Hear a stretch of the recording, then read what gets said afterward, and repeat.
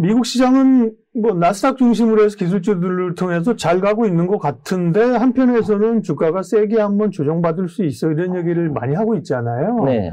지금은 올라와서 좀 박스권입니까? 지금 글로벌 증시, 미국 증시 흐름 어떻게 보고 계세요? 저는 지금 현재 증시는 우선 박스권이라고 보고 있고요. 네, 일단 10월부터 해가지고 지금까지 그 3대 지수가 이제 다우존스, 나스닥, S&P 500 다 3대 지수가 네. 전부 횡보했어요. 나스닥은 좀 더 강한 거 아니에요? 조금 더 강할 수는 있습니다. 네네. 왜냐하면은 산정 방식이 다르거든요. 예. 왜냐하면은 일단 다우 같은 경우는 종목 수도 얼마 안 되지만 네. 주가 지수 가산, 주가 가산이죠. 네. 주가 가산 방식이니까 그냥 주가만 다 합쳐서 하는 거니까 어느 정도는 그래도 거짓말을 좀 덜 하는데 나스닥 같은 경우에는 시가 방식이란 말이죠. 네. 시총이 반영이 되다 보니까 그러면 어떻게 되느냐? S&P 500도 그렇고 시총 방식이다. 네. 시총 방식이 더 정직한 거 아니에요? 아니요. 시총 방식이 왜 문제가 되느냐 네. 하면은 등치 큰 대장주들이 있을 때, 예, 예. 쉽게 얘기해서 나스닥 같은 경우 대장주들이 이제 그 기술주들이 중심으로 그렇죠. 있지 않습니까? 애플,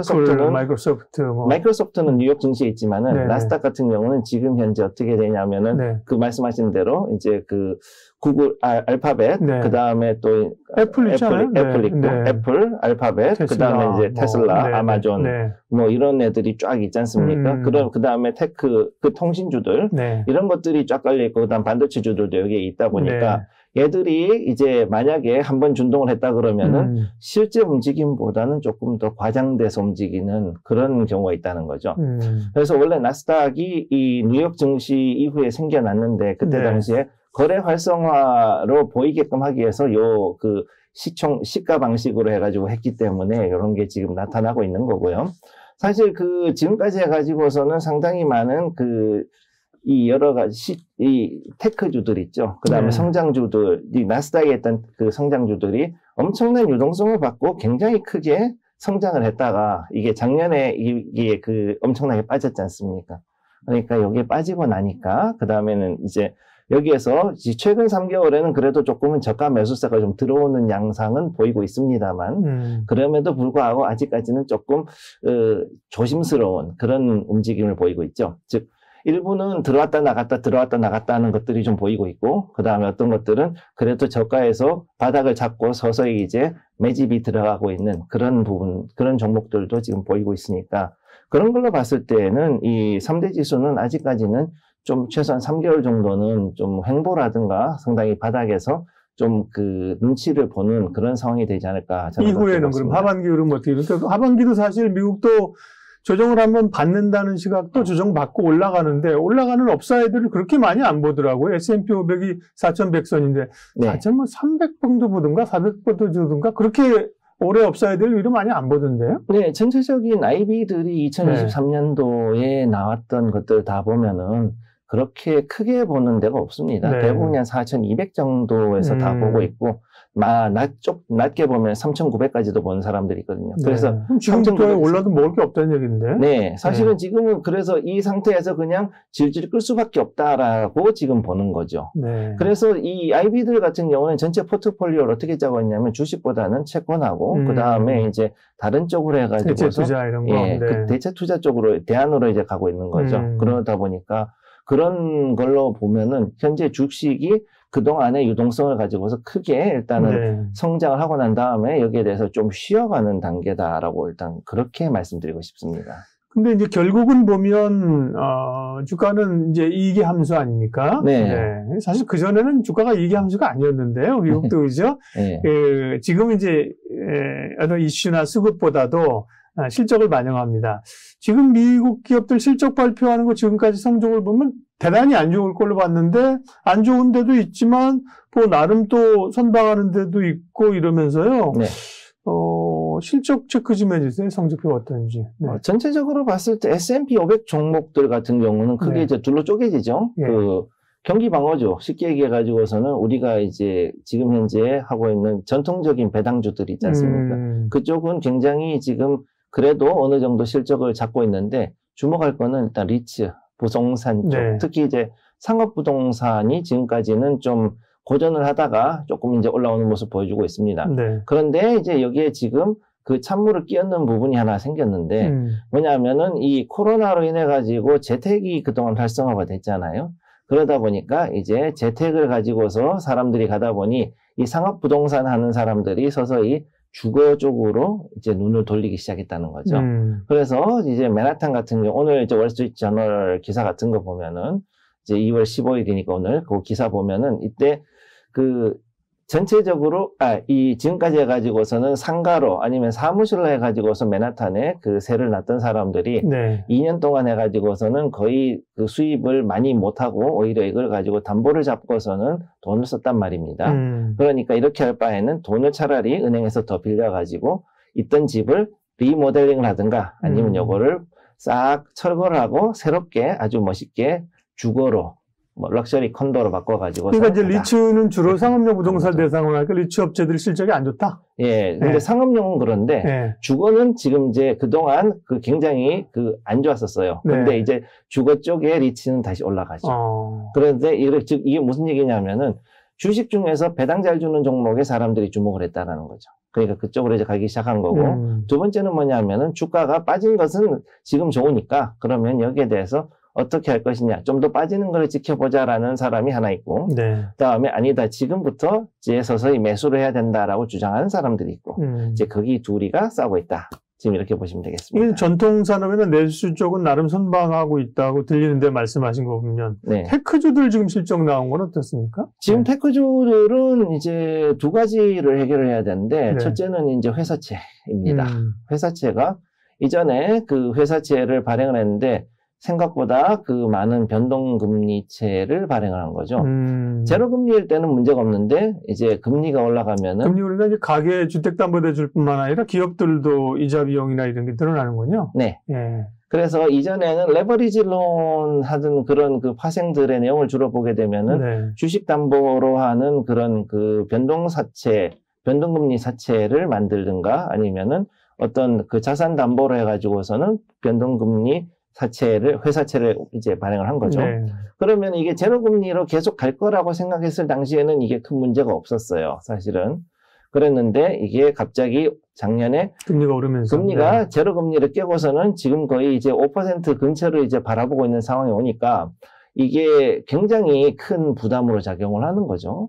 그러니까 이익에서 몇 퍼센트, 4%에서 5% 정도를 이제는 이자로 지급을 해야 되니까 그러면은 여기에 대해서 결국은 결론이 뭐냐? 감원으로 갈 수밖에 없고. 그래서 지금 테크주들이 작년에 메이저 4들이 지금 6만 6천 명 이상을 지금 감원을 한 게 나오고, 그다음에 지금 다른 기업들도 이제는 구조 조정을 위해 가지고 또 인원들을 전환 배치하거나 아니면은 이제 감원을 하는 게 거기에서 이제 일어난다. 이렇게 보시면 되겠습니다. 그럼 실적으로만 보면 전통주, 가치주들의 성적이 좋고, 테크주들은, 실적은 부진하다.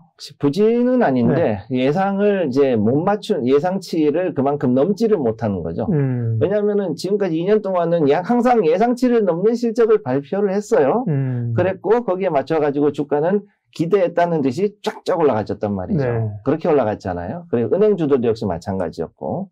그랬는데 문제가 뭐냐? 이렇게 올라가고 난 건 좋은데 그럼 여기서 더 올라가려고 그러면은 유동성이 더 올라가줘야 되거든요. 그러면 제로금리가 유지가 돼야 되는데 작년부터 그거는 안 돼라고 하고서 연준부터해서 은행들이 이제 돈줄을 걸어 잠근 것이 이제 거기에 대해서 서서히 효과가 나오기 시작해서 실적은 어떻게 맞출 수 있지만 가이던스는 좋을 수가 없는 그런 상황이 왔다고 보시면 되는 거죠.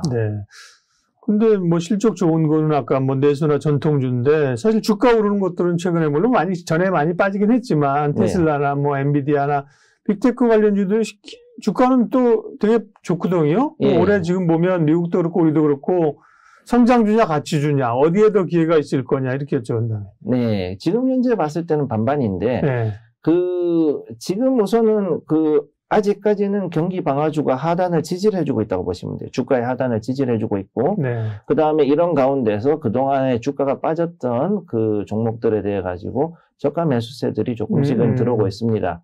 참고 분석은 절대 안 되는 미국 주식의 특성상 누가 얼마를 샀는지는 알 수가 없는데 그럼에도 불구하고 분명히 저가 매수세가 지금 들어오고 있는 것은 분명하기 때문에 여기에 대해서 이제 사람들은 각자 알아서 판단해야 돼요. 사실은 이 부분을.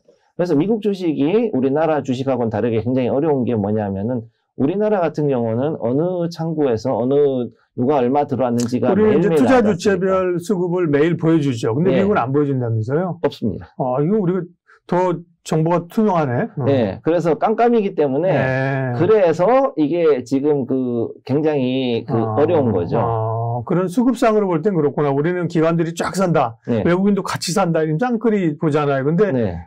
누가 얼마를 샀는지를 아예 나중에라도 일일 대표뿐만 아니라 공표를 안 하는군요. 분기별로 한 번씩 합니다.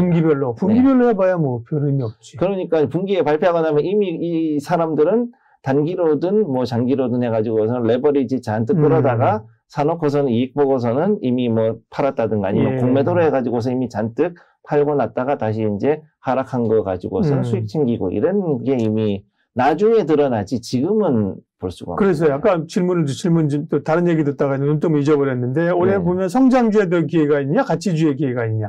네, 제가 볼 때는 둘 다 괜찮은데 그거는 이제 본인의 성향에 맞춰서 가시면 됩니다.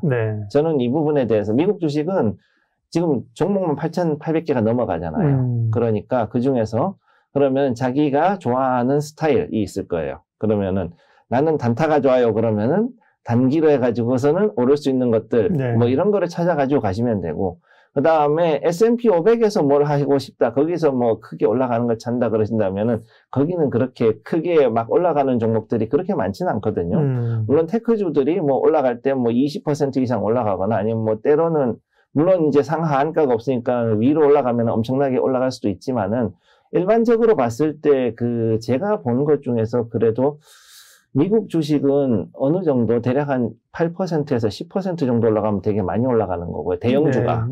그리고 거기에서 좀 더 올라갔을 때 뭐 정말로 이슈가 크다 그러면 20% 이상도 올라가는 게 종종 나오죠. 우리는 뭐 하루에 대형주들도 하루에 7, 8%는 하루에 오르는 거 아닙니까, 그거? 오를 수는 있는데요. 그러니까 미국은 그렇게 변동성이 그렇게 크지 않다는 얘기고, 오히려 가격 제한폭이 없잖아. 제한폭은 없죠. 그럼에도 불구하고, 주가의 변동성 자체가 안정적이다. 안정적이고, 그럴 수밖에 없는 게, 주가 자체가 단가가 셉니다.